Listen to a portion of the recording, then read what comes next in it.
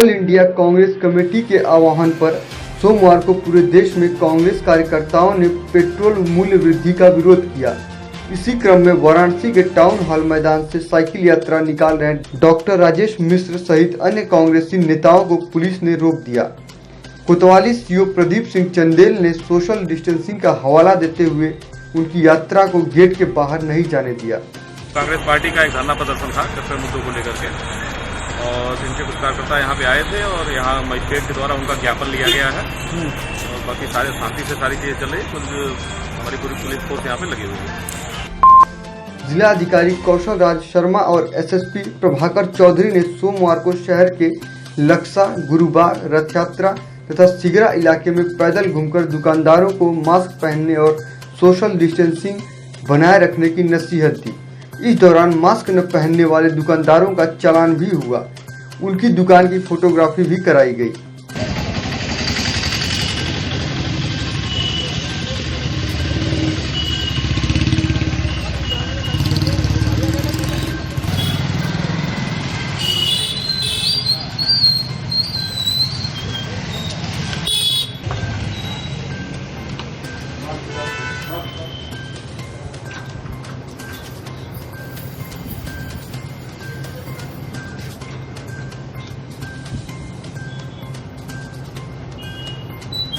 Sir आप लगाया था नहीं बात कर नहीं बात कर लिया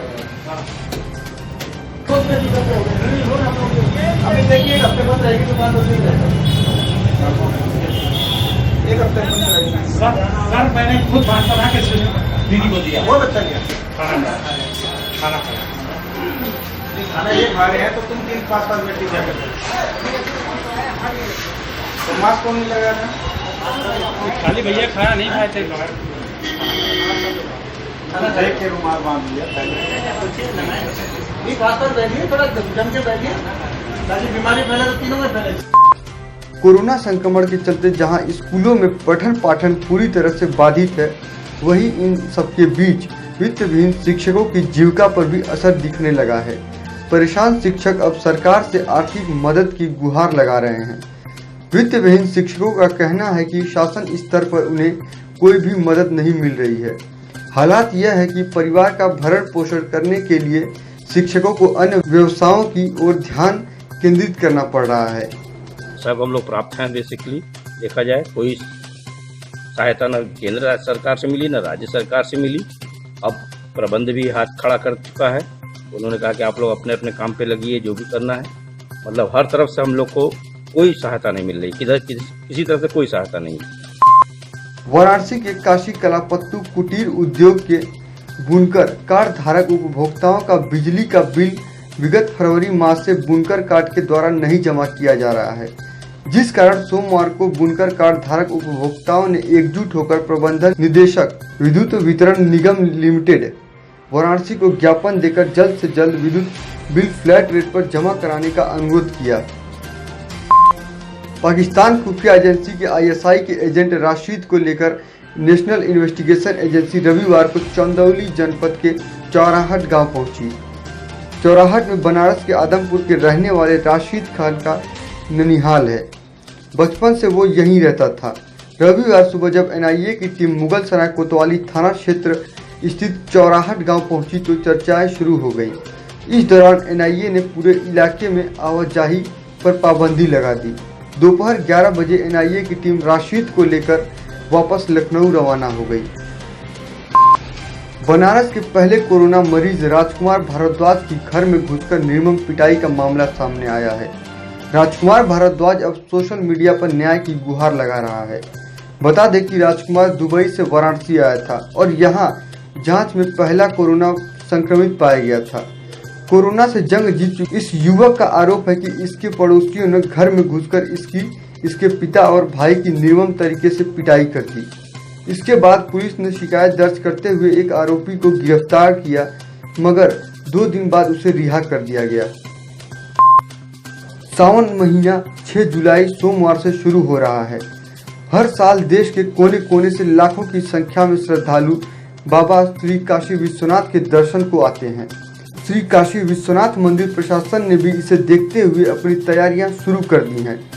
देश में फैले कोरोना संकट को ध्यान में रखते हुए एक तरफ जहां सावन माह में कांवरियों के आवागमन पर रोक लगा दी गई है, वहीं श्री काशी विश्वनाथ मंदिर में दर्शन को आने वाले भक्तों को कोरोना संक्रमण से बचाव के साथ दर्शन करवाने की व्यवस्था भी मंदिर प्रशासन की ओर से परिसर में की जा रही है। दर्शन की जो फ्रीक्वेंसी है, चूँकि बहुत लिमिटेड टाइम रहता है, बहुत सारे श्रद्धालु होते हैं, तो उसमें निमित्त मात्र और अपनी श्रद्धा करने के हिसाब से ही फास्ट मूव करवाया जाता है। और इसमें हम लोग कोशिश करेंगे कि जिस प्रकार से हमारा श्रद्धालु है, भीड़ है, उसी प्रकार से उसकी जो फ्रीक्वेंसी है हम लोग कम भर्ती करते रहेंगे। यादव बंधुओं के लिए क्या इंतजाम रहेगा, उनके लिए जरा विस्तृत क्या बताएंगे? परंपरागत सारी व्यवस्था होगी, संख्या जैसे मैंने बताया केवल उसी में बरतौल होगी, और वो उसमें जो यादव बंधु हैं और उनसे जो बात हो रही है उसमें वे भी सहमत हैं।